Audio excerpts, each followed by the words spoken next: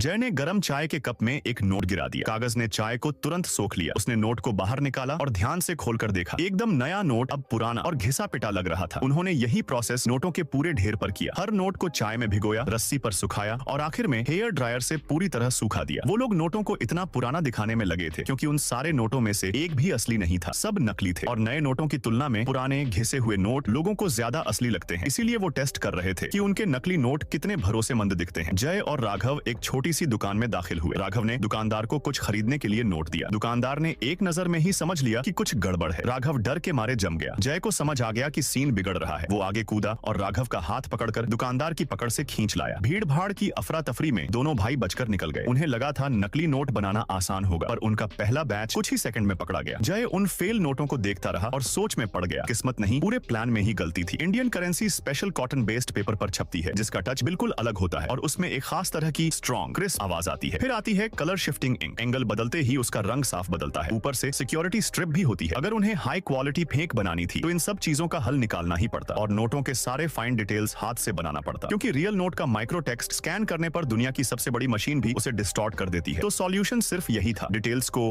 हाथ से ड्रॉ करो, फिर उसे छोटा करो, उसका प्लेट बनाओ, उसको तराशो, केमिकल ट्रीटमेंट करो, तभी एक सही प्रिंटिंग प्लेट बन सकती थी। लेकिन असली कॉटन बेस्ड पेपर भारत सरकार सख्ती से कंट्रोल करती है, मतलब उसे खरीदना नामुमकिन था। उनके पास बस एक ही ऑप्शन था, वैसा ही महसूस होने वाला कोई दूसरा पेपर ढूंढना। कई दिनों की खोज के बाद जय को एक एडवर्टाइजिंग बुकलेट में एक हिंट मिला। उन्हें पता चला कि दो शीट्स को साथ चिपकाकर वो लगभग वैसा ही टच पा सकते हैं जैसा असली नोट में होता है। यहाँ तक कि मोटाई भी बिल्कुल मैच कर जाती है। उन्होंने शीट्स को ब्लीच किया, दोनों तरफ अलग अलग प्रिंट किया, फ्रंट शीट में छेद बनाए, सिक्योरिटी स्ट्रिप डाली और सबको चिपकाकर सैंडविच स्ट्रक्चर बना लिया। पेपर का झंझट खत्म हुआ। अब समस्या 2, कलर शिफ्टिंग इंक। मार्केट में मिलने वाले मेटालिक पेंट और इंक को मिलाकर जय ने एक ऐसा रंग तैयार किया जो असली की तरह एंगल बदलते ही शेड बदल दे। उन्होंने नोटों पर एक लेयर क्लियर वार्निश की लगाई, जिससे नोट की आवाज और टच दोनों असली जैसे लगने लगे। फिर उन्होंने नोटों को दोबारा आर्टिफिशियली पुराना किया ताकि नए बैच की क्वालिटी चेक हो सके और फिर वो दोनों वापस उसी स्ट्रीट कॉर्नर वाली दुकान पर पहुंचे।